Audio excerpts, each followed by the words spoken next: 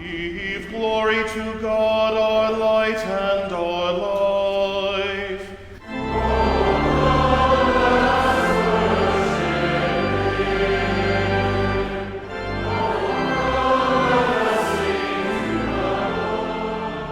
You're listening to the recordings of sessions from the Institute on Liturgy, Preaching, and Church Music in July of 2024, hosted by Concordia University, Nebraska. If you'd like to learn more about past LCMS worship institutes or about those that might be coming soon, visit lcms.org/worshipinstitute.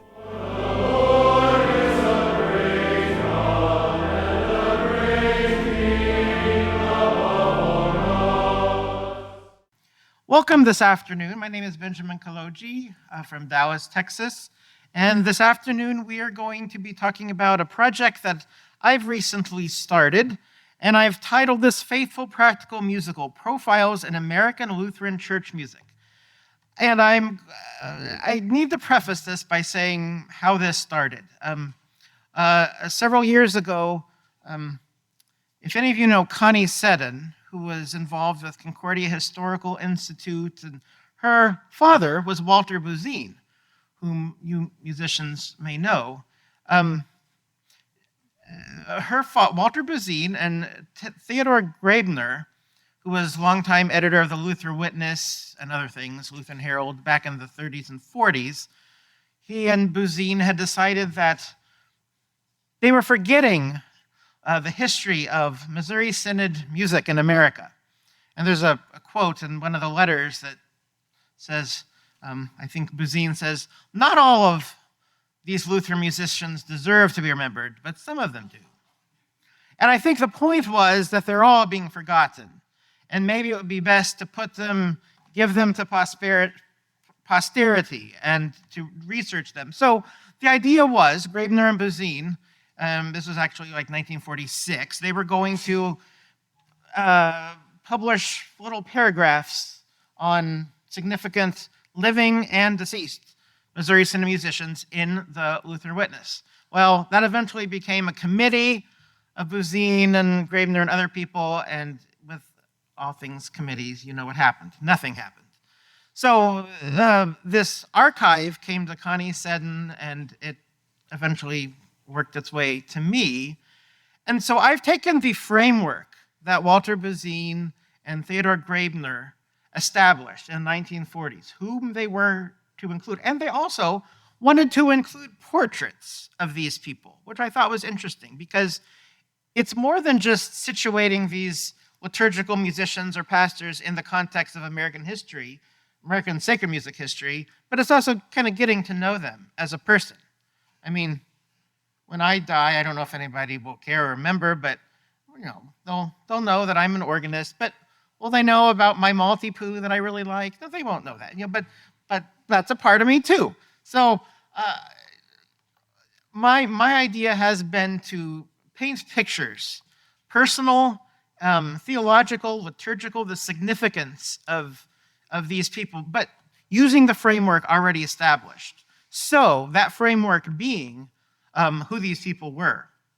So I have taken, there's 13 of them that kind of came down to me, and I've been working on them, and it will be published one way or another. We're moving pretty close to that, but this is kind of where we are. I'm going to deliver this to you today, but I have to say, this is very heavy on the early part. This lecture. My ultimate book is not, because there's a lot of people in the mid to late 19th century that we have forgotten, and 20th century that we've forgotten. And I'll cover that, but maybe less so today. And the reason why is because even though there's been so much work on the Saxon immigration and C.F.W. Walter, I mean, there's so much stuff on him. We don't need more research on Walter, but we actually kind of do, because I think he set up the ethos of the Missouri Synod in a certain way that has profound implications liturgically and musically. And John Viker's done some good work on that, but I think there's a ways to go. So I'm going to be heavy. So when you see us and we're not making a lot of progress, and we're still on Walter, it's okay. That's the plan. We're not going to go for 5 hours. So we are going to look at the first century of Lutheran Church Missouri Synod church music in America, exploring the evolving role of vocation in the cantor, church musician, teacher roles from their training, musical instruments, important congregations, compositions, and notable individuals. Now, we all know about the immigration. Of course, the first immigrants sought to recreate in America their spiritual life in Saxony, bringing with them theological literature, a complete set of band instrument scores, pianos, and even a pipe organ commissioned in Dresden. Now, Theodore Graebner wrote this. He said, the Gesellschaft, which was the immigration group, had purchased a great church library and had printed and bound 900 copies of Luther's Catechism. A large collection of printed sheet music for church was acquired, including a complete organ, which was purchased for $350 in Dresden. Even a church orchestra had been provided with a full set of instruments. The record, still extant, this is in the 20s, so they're not extant anymore, reports the purchase of a bass viol, a cello, 7 violin, 2 flutes, 2 oboes, 2 French horns, 2 trumpets, and 1 trombone. They were lovers of music, that company of Lutheran Saxons. Several pianos were shipped as freight. So this was all important to bring over, which was all kind of curated by Walter. Now, that should be clarified that many of those, including the pipe organ, was on the smaller ship, the Amelia, which sank. Now, as some of you have heard, I'm sure some of you have, that this organ survived. This organ came to St. Louis, and it's in Venity, Illinois. This is not the case. This is not the case. Okay, if you've heard that, the organ of Venity is not an organ that came over from Germany. And I have an article two articles, because one wasn't enough, in Concordia Historical Institute Quarterly coming out at the end of the year that will explain exactly why the organ in Venity was not the one. The organ that Walter had built in Saxony sank, along with all the people. It was a very sad time. But the point is, they brought all of these instruments over. Music was very important. Not all of this was liturgical. This would have been, for their community and home and all of this. So music was important to them. It was not an afterthought.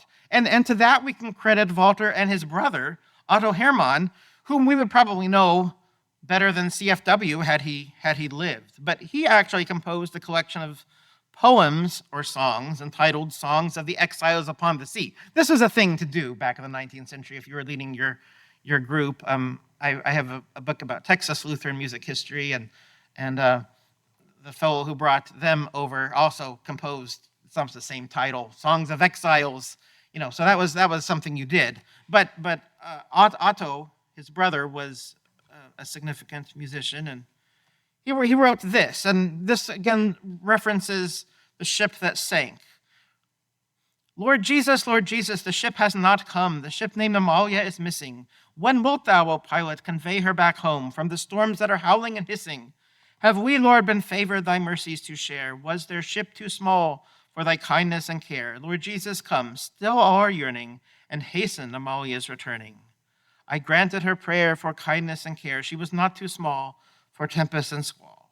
My love went with her a-sailing, my power and presence prevailing. My sheep, neither hopeless nor craven, were led to a beautiful heaven. It's a lovely sort of poem and hymn, and also a tribute to the people on this ship and what they represented.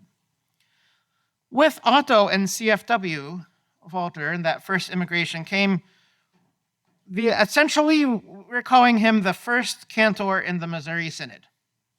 We can define this in different ways where he might not actually be the first cantor in the Missouri Synod, but because he existed before the Missouri Synod did. But this was Johann Friedrich Ferdinand Winter. He was the first cantor in the Missouri Synod, and he worked in Altenburg, Missouri. Has anybody been there? Yeah, it's a pretty significant place. He was a very humble fellow. He's the first personage in my first chapter. This, of course, was where the log cabin was, the Concordia College, where the Altenburg debate was. Everybody settled here. But he was trained, classically trained as a teacher and a musician. And he curated the Altenburg manuscript, the collection of sacred and secular work, both new and from the canon, meaning Mozart, Haydn, established works like that, for use in the Lutheran colonies. And if you go down to that really nice museum down in Altenburg and ask to see the Winter manuscript, they will know exactly what you're talking about. Now, sadly, the original Winter manuscript was lent to somebody's grandma or something and is no longer with us. But somebody made a copy in the 60s. And so all we have is this copy. And it's a partitur, which in this essence doesn't mean part book, but it's just a collection of songs for men's choir. And this is really the first representation of Lutheran collections of music in the Missouri Synod in the United States. And here's some examples of which, not the easiest to read. But we come then to C.F.W. Walter as a musician.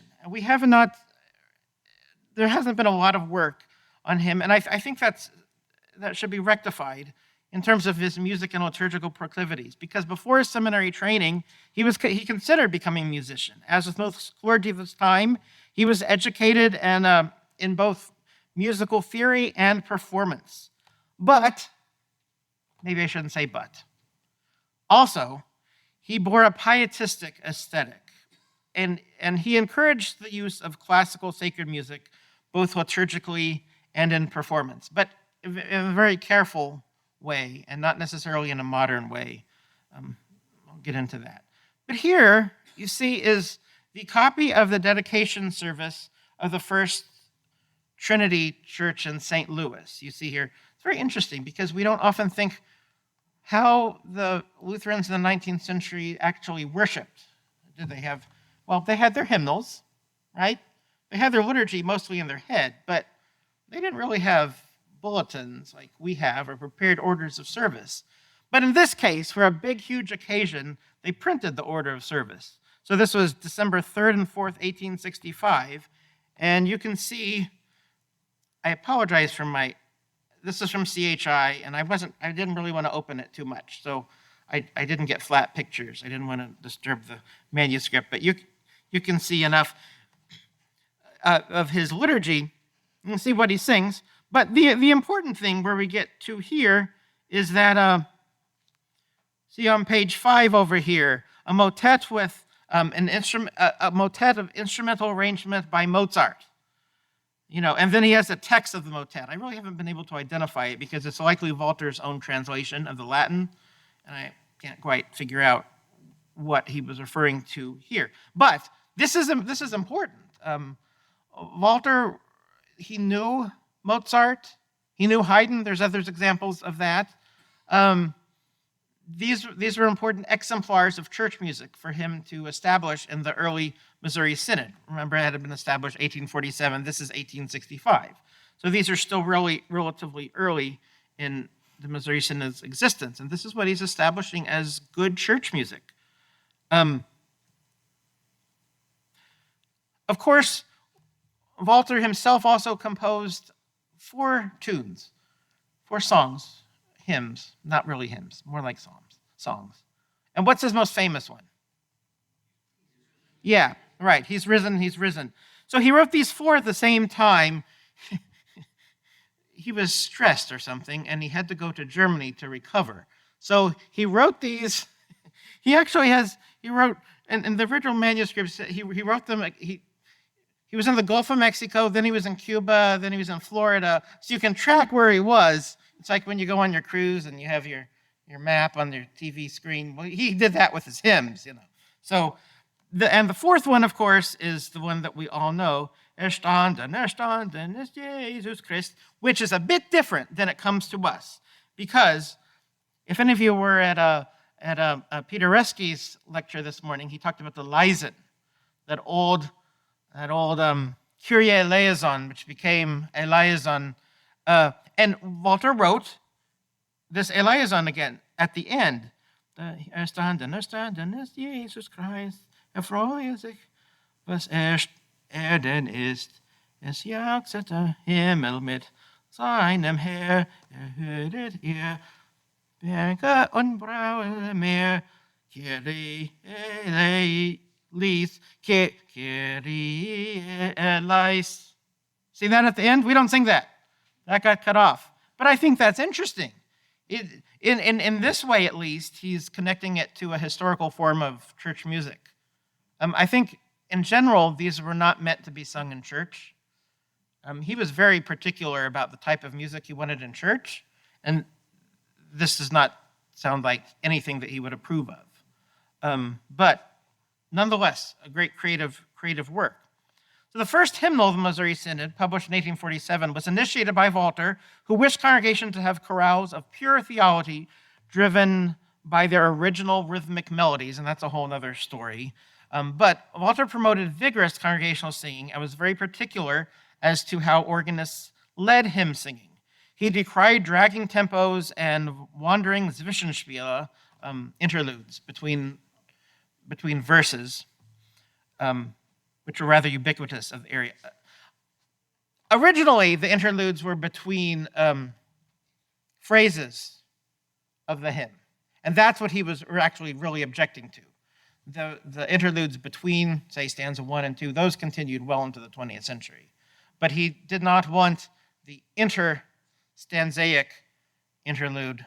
He thought they interfered with comprehension, which arguably they do.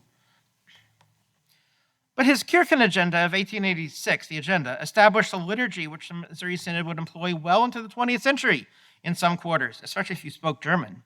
This liturgy follows roughly Luther's Deutsche Messe, but Walther sought to purify the liturgy from the influence of rationalism, amalgamating the best elements of various Saxon agenda.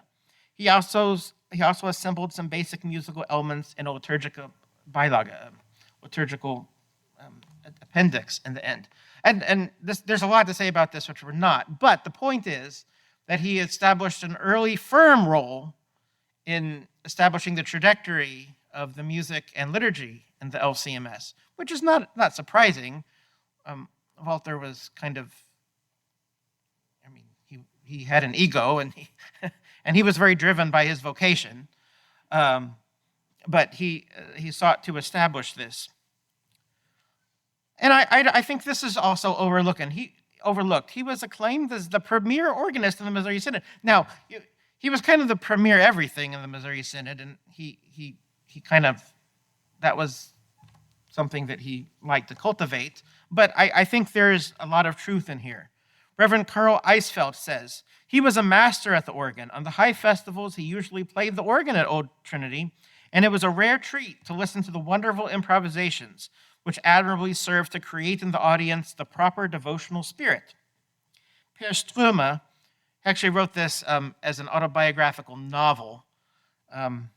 He says, Walter acted, Per Ströme was a student at Concordia, acted as organist in the church nearest a seminary. Then the students who had missed being present were always very put out at not having known that he was to play. Theo Bunger says, on high festivals, when he was not preaching, Walter would take to the organ bench, and worshipers in Holy Cross Church had no need to look who was playing when he sounded the prelude, and Auf mein Herz mit Freuden pealed forth with Easter joy. William Dahmen remembers, it was easy to listen to him, and also to his masterly playing in the organ of Holy Cross Church. And there's this one other fellow, I think maybe sometimes you can tell more about what your enemies say about you than what your friends say about you. And this one fellow, J.L. Gruber, I'm not terribly sure who he was, other than he was an antagonist of Walter. He insinuated some faint praise. He says, at the request of the congregation, if Walter was not required to be elsewhere, he would play the organ on Sunday in Trinity Church, at which time he had nothing in front of him except the chorale book. That's the hymnal accompaniment edition. For his postludes, he selected a short, simple theme, which he treated fugally in all possible keys with full organ. The modulations, which followed closely upon one another, and the transitions bestowed upon his playing a hard, powerfully loud, and bizarre character. He ignored the expression pedal as a matter of principle. He never used the upper manual, or as if he did, it escaped my memory.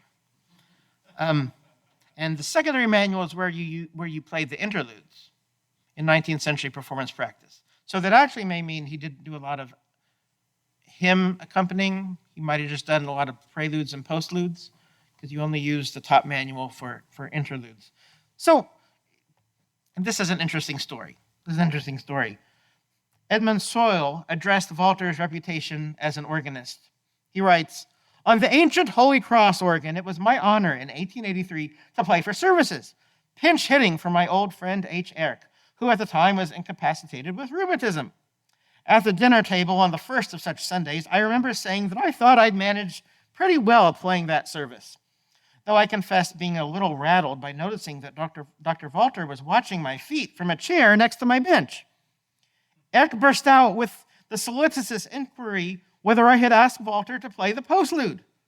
I confessed that I had not, whereupon he almost speechlessly, except to gasp out that I committed a grievous faux pas, because that was an honor always accorded to and expected by Walter. So the next time Walter sat next to me at the organ bench, I apologized for my ignorance of the custom and tried to make amends by asking him to play. He forgave me quite graciously, but declined my invitation." So I think we see how Walter curated the importance of good church music, good organ playing in the early Missouri Synod. And that led, of course, to the development of the Addison Seminary, whose first director was Christian August Thomas Zeller. He was a Saxon immigrant of little formal schooling himself. He was appointed director of Addison in 1864, Walter saying he was the man of my choice. In addition to singing, Zeller taught organ, piano, and violin, the primary instruments of a Lutheran school teacher and parish musician. So if you're not familiar with the way Lutheran education was in the 19th century and, say, the Addison Seminary, this nice, lovely building here, you went to the Addison Seminary. It was like high school. And, actually in the early days, there was all manner of children to adults. And you got your basic training basically to be a teacher. And integral with that training to be a teacher was a training to be a church musician. In various ways, organ training, singing. It varied through the years, both in quality and in the classes they taught. But the idea was that the parish musician, the parish teacher would be the parish musician. You really only needed one of them. Every LCMS church desired to have a school that would need a teacher, that they would then supply the musical needs too. So this was kind of a heady, weighty endeavor, just as a goal. Settle writes, half the classes were assigned to me, and I had to prepare during the free time. But the nearly constant sound of organs, pianos, and violins, of students practicing different pieces of music, compounded by many errors and dissonances, echoed and resounded within the old frame house. In this deafening and brain-damaging din, I was supposed to study. How often I sat with both hands convulsively clutching my hair and exclaiming, "Am I destined to lose my last bit of reason?" But teaching was a pleasure for me, especially also that of voice. This is his account of the early years at the Addison Seminary, and I think he tells us here what they teach: organ, piano, violin, and voice. And violin was always an important instrument from the very beginning, because you would be assigned to a church and they wouldn't necessarily have an organ or a piano, and so you need to be familiar with violin. I think River Forest, which is what Addison became, I think they had that requirement till 1905. They finally, I guess by that time, churches had pianos and organs, and there wasn't reason for a violin requirement. But this was his job. his job to teach everything. This was, I guess, true classical education. He was teaching Greek, Latin, music, everything. He continues, it is not surprising that acknowledged authorities give the teaching of singing a place next to the teaching of theology in matter of importance. As Luther says, a schoolmaster must be able to sing, otherwise I will not look at him. But how do we judge a teacher who can sing well, but does not like to sing to his children, and in his teaching of them is satisfied only in having them recite a few hymn stanzas badly before the start of school? So the idea of this Addison boarding school would be that the students would have a command of hymnody and basic performance, being able to lead church singing. He wrote in 1872, the teacher's job is to cultivate spiritual singing among the dear youth and to promote congregational song with a flock of children entrusted to him. In what better hands, therefore, could the instrument of the church be than in which a called servant of the church in the most important of her offices, that the same, with sufficient talent and formation, is also a man after the heart of God, filled with the Spirit, who enlightens the church, heals it, and receives it with Christ Jesus in the right united faith, and who is a master of her praise and song. How highly our dear synod values the office of organist is shown by the fact that it has spent, and still spends, large sums of money to the end that artistic schoolmen should be trained as organists as possible.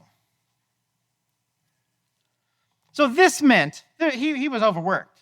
And this leads us to Karl Brauer, who was the first full-time music professor in the Missouri Synod. And there's been very little work of him. And before I encountered him in Connie Seddon's archive, I really hadn't heard of him before. And it's kind of sad, because he was appointed in 1867 with the endorsement of Walter. All he did was teach music, organ, piano, violin, singing. He advocated for new organs at the seminary, initiating the purchase of a Pfeffer organ, Walter's preferred builder, after 1865, because Walter had a Pfeffer organ installed at Trinity St. Louis. In the Addison Schulblatt, a monthly periodical for Lutheran teachers, Zella and Brauer routinely recommended and advocated certain organ and choral music, including the forgotten music of Johann Sebastian Bach. So we remember that Walther didn't include Bach in that dedication service, and this of Trinity in 1865. And this shouldn't surprise us, because this was not, Bach had been forgotten by this time. Although the Bach revival was happening in Europe by Mendelssohn, it hadn't made its way over. And so Bach was not a part of our vocabulary. He wasn't a part of our repertoire. And so Brauer sought to bring us back to Bach. Did anybody know these Schulblatts? They became Lutheran Education. They're still published by Concordia, Chicago. Is it Lutheran Education? It's Lutheran Education now, isn't it? No. Lutheran Education, yeah. So, yeah, Lutheran Education Journal, I knew, yeah. So it goes back to the 1860s.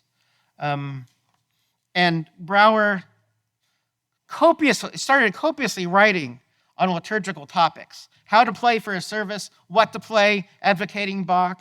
And this was received by, supposedly, every teacher in the Missouri Synod. So he really became quite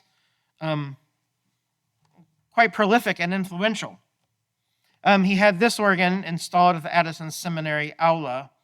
This was 1912. This picture was 1912. The organ was installed in 1887. It was the premier teaching instrument of the Missouri Synod. There were organs before that. And in my article in Concordia Historical Institute, quarterly at the end of the year, I document what each organ was. If you're, good cure for your insomnia, I suppose. But this was one of the last instruments that he designed for Addison. But his most important contribution was his Mehrstimmiges Choralbuch, published by CPH in 1888. Anybody know this book? Yeah. So, just to establish, we didn't really have, you know what our hymnals look like. It really made me sad to come here and not have all my visual aids, but with my hat and cape and all, I couldn't fit all my books on the plane, so I didn't bring it. But those 19th century hymnals, they don't have music, do they? So what did your organist do? Originally, and, well, you use Liam, but the organist had to assemble his, and I say his because they were mostly men at this point in history. They had to assemble their own accompaniment, their own interludes, and this is when you had all manner of different forms of the melodies floating around. You had rhythmic, you had non-rhythmic, you had variations within those. And it was the organist's job to figure out in whatever literature he had what he was going to play for the pastor's hymns each Sunday. And you can imagine that this is kind of confusing. So the chorale book here is just a collection of unified SATB, not meant to be sung SATB, but meant to be played SATB harmonies. Brouwer writes about his chorale book, in order to promote church hymnody, it's necessary that artful cantors and organists employ the appropriate tunes and the manner in which they have established themselves in many years. For this purpose, it's necessary to have as complete a collection as possible in the hands of those who would learn, which they can later employ in the service of their own congregation. President Krauss of Addison affirmed the pedagogical purpose of the chorale book. He stated, if the congregation is to learn to sing, it must always hear the same melody and harmony. And if a member of the congregation from Baltimore or Omaha is to sing properly and without offense in a Lutheran congregation in Chicago, I think I'm already confused, the organists in Baltimore, Chicago, and Omaha must present the chorales in the same way, with one melody, one rhythm, and harmony. Otherwise, confusion will result. So this was what Brouwer, and there's another fellow by the name of Heinrich Helter who did the same thing 2 years before, but Brouwer's chorale book was better, sold better. It meant to allay some of this confusion so that we could all play from the same thing. And interestingly, I have 2 copies of this book. There's a copy in the library here. I just checked the other day. I have 2 copies of this book in my library. I have no idea how I got them. But to me, it shows that there was a lot published. Many of them are published. They're still floating around. They're not rare. So that means that they were used. They were significant.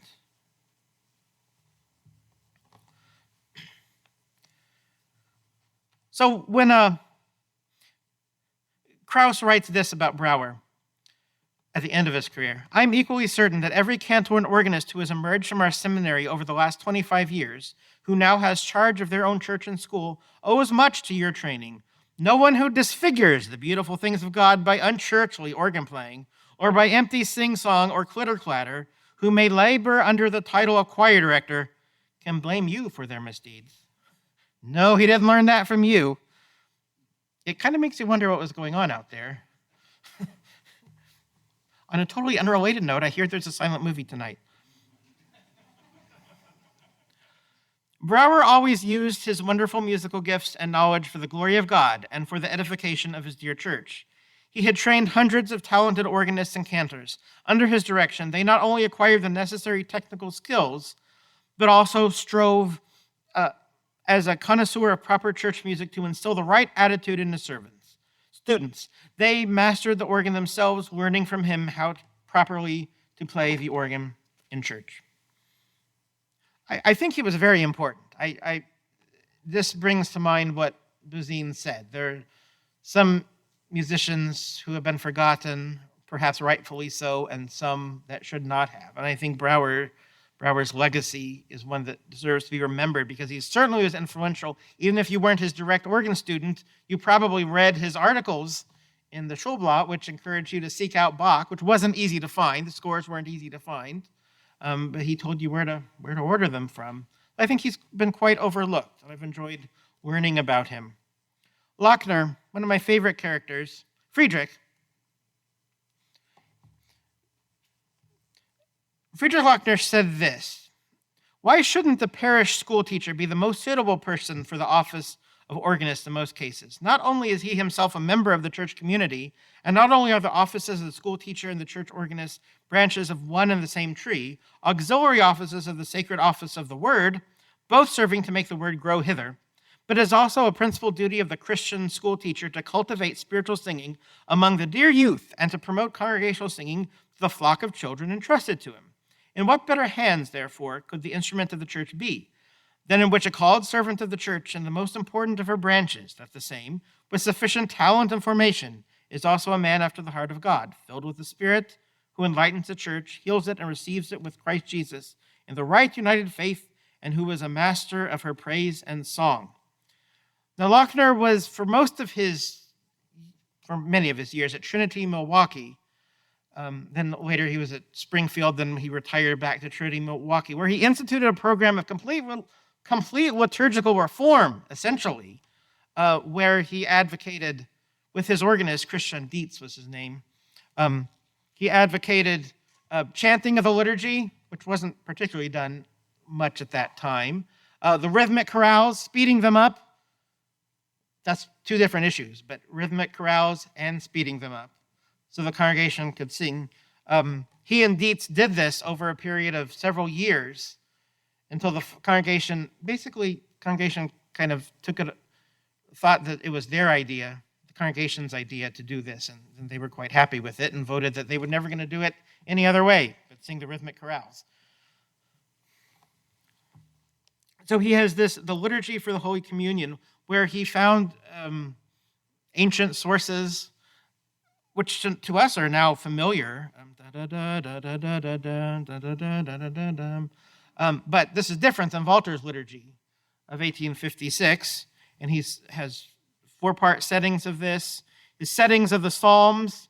Again, these are all in at the Concordia Historical Institute. There's a lot of this. This really wasn't necessarily a part of my research, but if you're interested in Lochner, there's a lot. He was one of the Sendlings, and just interested in all manner of music and art. And of course, this organ at Trinity, Milwaukee, the Schulke organ, which he basically designed along with Christian Dietz, and hope that they can rebuild this soon. But of course, his Hauptgottesdienst of 1895 stands as his most important work. He delves into liturgical theology, history, sources, and recommended performance practices for organists. He tells you what to accompany. He tells your pastor what to chant, what not to chant, what the organist should accompany. He says, I'm motivated in doing so not solely by a desire to serve the students, which were assigned to the practical field of theological instruction more aptly than was possible through individual brief lectures, but also by misgiving that the old form of the divine service, which has now come into use again, may be endangered in the future. Toward the prevention of such danger, then, I hereby desire to contribute this present liturgical work. So it was almost an apology for a repristinity to liturgical approach.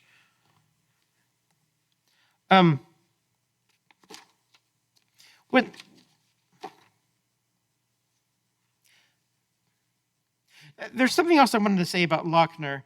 He was a liturgical scholar, a professor, hymnologist, but he writes this, and I think it's a good example of a pastoral approach, and I'm no good at this, but he was better at it. He says, after 26 years of service at one of our old congregations, this is Trinity, which was not only advanced in knowledge, but also richly appointed liturgically, which he did himself, Trinity, Milwaukee, I was installed in a congregation that was not yet fully ripe for the old liturgy, so that even chanting at the altar had to be dispensed with for a time. Although I was unable, in the context of the divine service in the congregation, to demonstrate to my students all that I gave them in liturgical instruction, I was able to some extent to show them that how a good Lutheran preacher preaches when it comes to the proper forms and respect to liturgical matters. But I had to be patient for a time, and while having great love for the old liturgy and all enthusiasm for it, it's still possible by God's grace to say with Paul in this respect, I can face both abundance and need through him who strengthens me, even Christ. So that's an interesting way of describing this richly liturgical church at Trinity, Milwaukee. And then he went to Springfield to teach, and the congregation there had not benefited from his 25 years of liturgical enrichment, and how he adapted. He didn't try to change them all at once. I just think it's a very good lesson to have. Matthew Carver has a translation of this, the Chief Divine Service from CPH, which I'd really recommend if you're interested in it. It's a great source. But when I was researching at CHI, I realized that Lochner was actually quite a fine artist. This is the first Trinity Church in St. Louis, which he did a watercolor of. And then there's some others. I suppose he witnessed a hot air balloon over the Mississippi one time. I don't know. And people walking in the rain. This fellow was very interesting. This is what I wanted to show, that these are real people too. You wonder who this was doing the wash. During winter, I suppose. I wonder if this is supposed to be Mary, Jesus, and Joseph, because they're not dressed like St. Louis people, any that I know of. And there looks like a palm tree over there, too. I don't know. I don't know. It's pretty interesting. And there's his house, his retirement house in Milwaukee. Now, this takes us, and we're going to go pretty fast now. Capel, who's heard of him? Heard of him? Yeah. So, Capel was called, he was, for a number of years at Trinity St. Louis. He was a teacher, parish musician, composed a number of choral and organ works, but he preferred psalm settings, none of which have, choral psalm settings, obviously, none of which have been published, and I think that's quite a shame. They're at the CHI archive down there, but he kind of grew as a church musician at Trinity St. Louis. He edited these Liederperlen editions. Does anybody have these? Yeah. Somehow I have 3 of them. I don't know where they came. 2 that look like this and one that's a larger copy. I have no idea where they came from. But he collected these song pearls, literally what it is. But I guess we'd say little gems, song gems. But they're meant to be sung at Sunday school and at home, a way of inculcating good singing in the family life. But he was called to, he graduated from Addison, but then was called to replace Karl Brauer. He retired, I think it was 1897. Yeah, it was 1897, after which time Capel came to River Forest. And then, of course, he was there during the transition from Addison to the current campus in River Forest. And here's the organ, picture of the organ he designed. I don't know where this would have been on the campus. Any idea? Kind of interesting organ. Not AGO standard pedal board. But in 1911, he wrote an instruction manual for his students at River Forest and for his service playing class, the Orgel and Gottesdienst, which is really important if you're interested, like I am, maybe only 3 people are, but I am, in how you would play a 19th century German service. It is not very easy. You have to play interludes. You have to do, a pastor is never given a pitch. You have to establish elegantly a pitch. Whether the pastor will chant elegantly was a totally different matter, but you had to establish everything in complete elegance. Again, it probably didn't happen this way, but this was the ideal. So you had to modulate. You didn't just end a hymn. You had a Schluss, a closing at the end. You had a introduction. You had interludes between stanzas. And in Capel's Orgel and Gottesdienst, he tells you exactly what to do. This is using Walter's liturgy of 1856. We're not talking about the common service. We're not talking about TLH. But this is the German service, as you see, the Orgel and Gottesdienst. He did a number of limited compositions for organ, as you see here. And I played a concert at the chapel in St. Louis last September, and I played a couple of these. They sound like Mendelssohn or Brahms, just kind of that mid-19th century aesthetic. Capel's legacy. He was one of the first organists in our synod who gave recitals in our churches, and he acquainted our people with Bach and other great composers. Capel was a man of lovable, noble Christian character, a congenial colleague, and a true and faithful friend. This next one, this is a CPH wrote this about him. Capel deserves the popularity he enjoys as a composer for the church organ. He deserves even greater popularity than he does enjoy. So I think he was a fairly modest fellow and didn't do a lot of self-promotion. Taking to Martin Lochner, who was Friedrich Lochner's son. He, of course, went to Addison, and then he was called to Emmanuel Lutheran College in Greensboro, North Carolina, where he had this nice organ to play. It's a Kilgan organ, actually. Only picture I could find of it. So he comes from this, the Lochner family has a long lineage, I think, really back to Luther, if you ask them about it. There's a lot of, Lochners were all pastors and church musicians. They had just a wondrous lineage.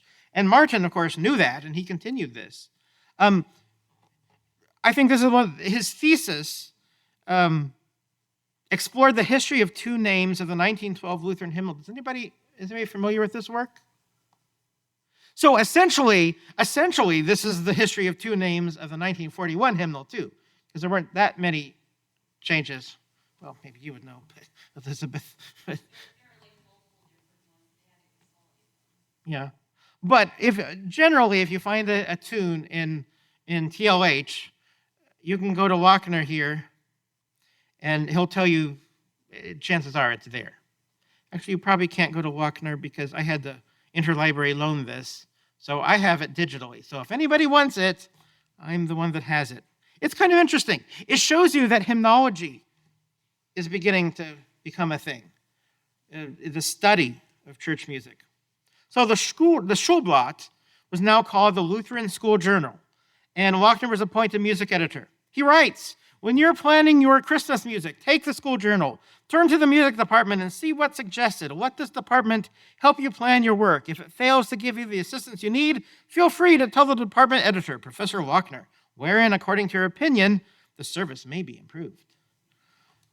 So this is practical writings, practical instructions for church musicians in the Missouri Synod. Now, Capel had written the Organ Gottesdienst, the organ in the divine service. So Lochner decided he needed to write one too. He was a student of Capel. So he wrote this organist handbook for his service playing classes at River Forest. Its content is largely practical and aimed toward organists, but he borrowed quite a bit from his father's, their Hauptgottesdienst, and sections word for word translated from Capel's The Orgeln Gottesdienst. He'd never be allowed to get away with this sort of thing these days, but no. So he actually tells you how to play the English service. So what would become the common service and how you would use it in TLH. But he also tells you how to play the German service with the interludes, modulations, that sort of thing. So there's a long tradition at River Forest of service playing and publishing manuals how to do so. He served at Grace Lutheran, where Paul Mons and Walter Peltz were two of his students. And I have a really great quote here about that Paul Mons remembers Lochner. Maybe I shouldn't say this. Well, I think I will. Paul Mons' experience studying at Concordia during the late 1930s illustrates the tension so prevalent between the more progressive and the traditional manner of service playing. He writes, I would play for chapel in the old chapel, known on campus as the aula, upstairs. And I remember once, the first time, Paul Mons wrote this, I should say. I got chewed out terribly by Martin Lochner. You didn't play what was written. And later I was playing again. I didn't play that often for chapel because all the organists were going to be teachers had to play for chapel, so perhaps once every 3 months. He really chewed me out again. You have to play exactly what's written, nothing more and nothing less. And I have to say this, I had complete freedom in my own mind how to harmonize the hymn. I watched the harmonic rules.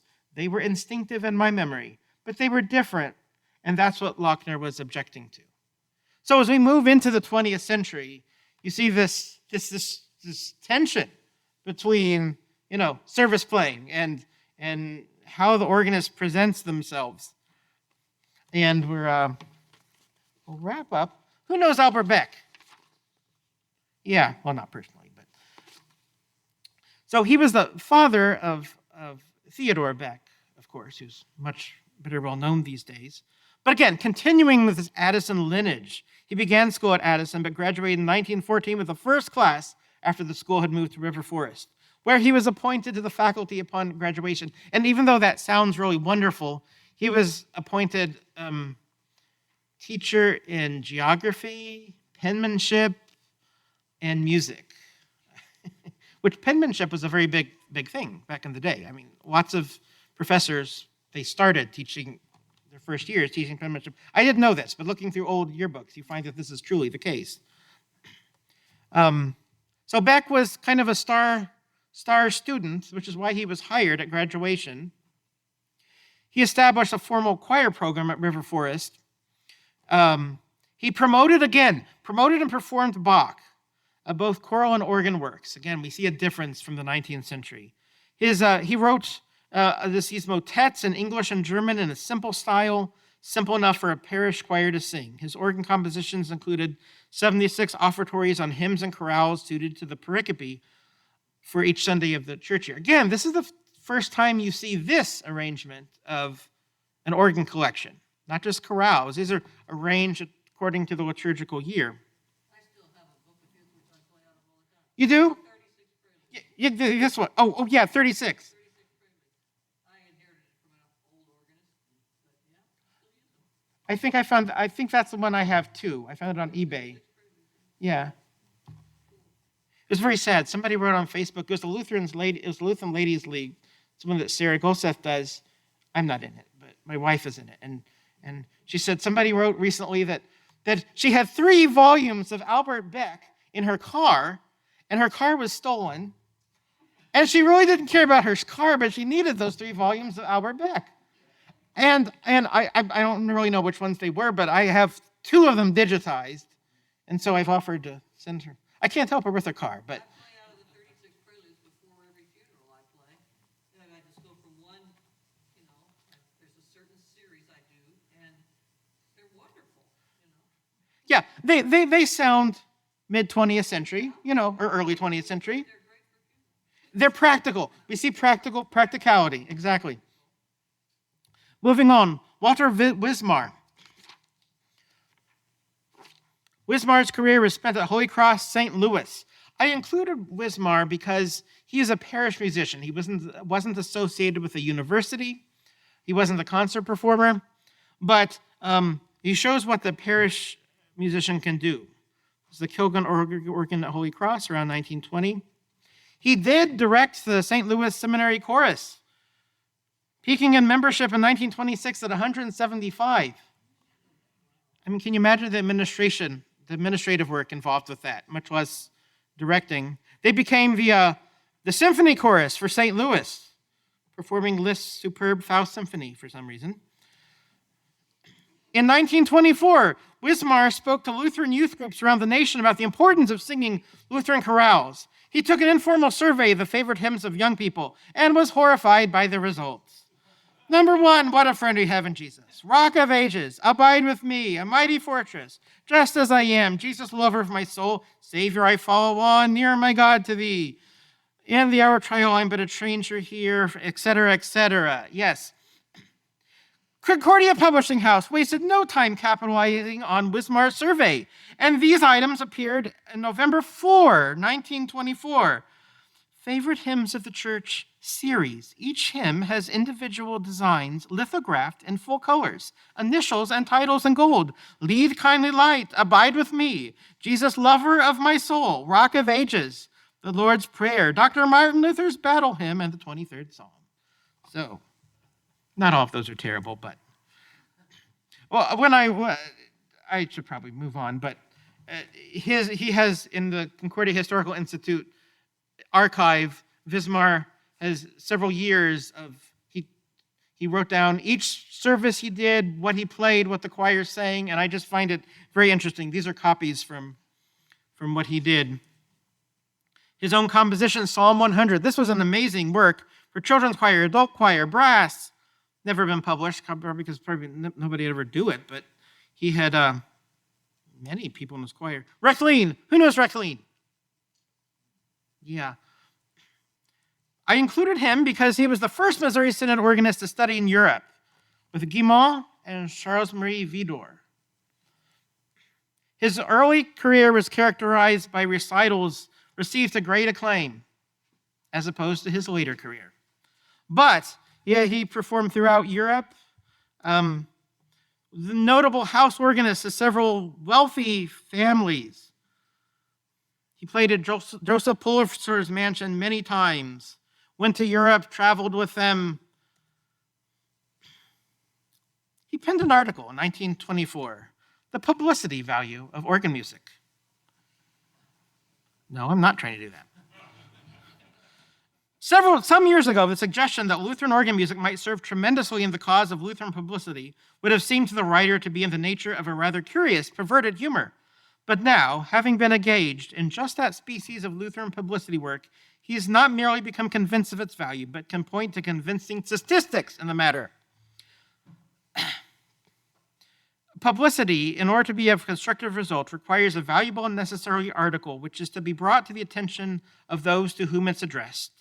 And in its organ music, the Lutheran Church possesses a heritage and treasure unequaled in the history of music. This is automatically guaranteed by its chief figure, Johann Sebastian Bach, and other immortals. So we see where now Reckline is taking this mantle of Bach. We've gone from Bach not being a personage of any importance to being very important. He received a doctorate from Valparaiso in 1936.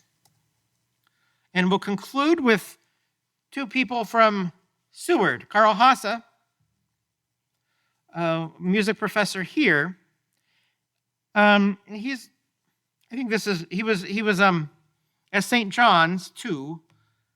He navigated the choir through perilous times, including the global influenza pandemic of 1918 to 20. Sound familiar? Addressing the choir before its annual song service in 1920. During the last 2 years, our choir has been suffering severely from the effects of the flu, so that it seemed we would have to bury the choir. But since the disappearance of this dangerous malady, a new era for the choir has begun. Until about 100 years later, then he had to do it all again. So he established a number of things here. We're not going to have time to go into them. But what I really wanted to say about Hasse, this is a great picture. Those tubas are just wonderful. He designed 6 organs here, 2 for the chapel, 1 pre and post-fire. This is why he's important. He composed for instruments, choir, and organ.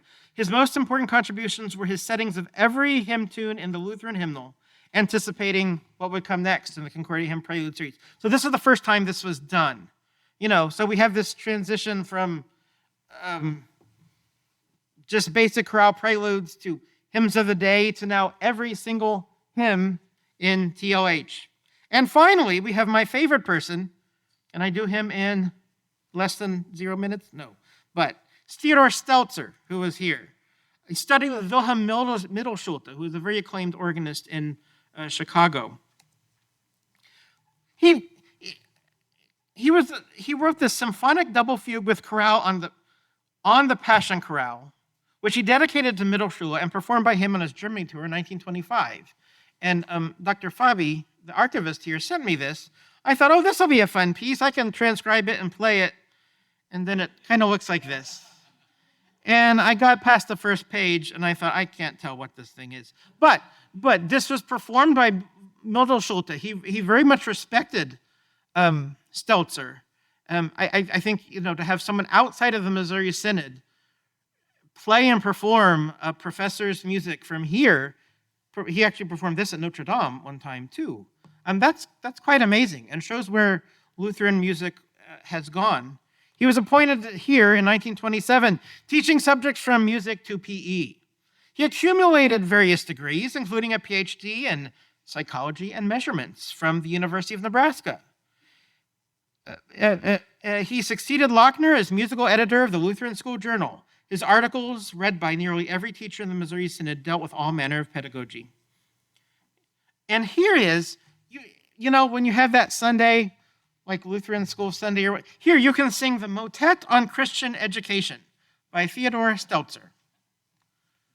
Apparently, this is a very long piece. It's just a motet on Christian education. It combines Bible verses, and it's very interesting. See, it keeps going and going. He edited the Stelzer Song Series. You have this book, and compiled a book for teaching even younger children to sing. This was an important book. This was an important book. According to former student Dr. George Nielsen, Stelzer's life was the personification of the theme. His calling was to prepare teachers for Lutheran schools. So teach where you are needed. If it is music, learn the discipline and teach it. If psychology, learn the discipline and teach it. So to conclude, what can we learn from these pioneers of Missouri Synod music? This is my opinion. Maybe you can conclude different things. All had been thoroughly catechized in Lutheran doctrine and practice from an early age, including the chorale, forming their vernacular liturgical language. With the exception of Recline, which I'm going to cover him in my book, and I'll say why, I just can't go into that now, all valued the Missouri Synod, or the Synodical Conference, as a culturally and spiritually closed ecosystem, either countering the prevailing American cultures completely or looking upon surrounding culture with great skepticism. They went, you see how they all graduated from the same institutions? This is one way. Their careers were comprehensive rather than focused. They trained to teach, but they branched into sacred and sometimes secular music, performance, and pedagogy. They were conversant in theology, polity, and even secular subjects. They aimed for the highest quality of church music, from rhythmic chorales to recommending quality organ music to composing Gebrauchsmusik pieces to fulfill a need, to training children in singing techniques. They all had church-wide visions for improvement. And they were marked by the utmost humility. If you want to know my two exceptions, you have to read my book later. They were modest in their views of their own attainments and skills, particularly in playing organ, and encourage others to exhibit an attitude of service. They could have been more financially successful elsewhere, but they lived out their vocation of service to Christ and his church, even though it involved privations. And this is my favorite picture of Theodore Stelzer here. You survived this lecture. Now go out into the world proclaiming the gospel. Thank you.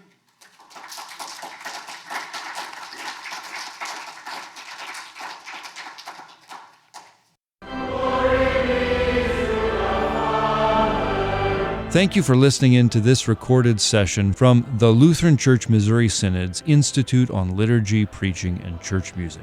We hope you'll join us at one of our conferences in the future. Visit lcms.org/worship institute for more information, lcms.org/worship institute.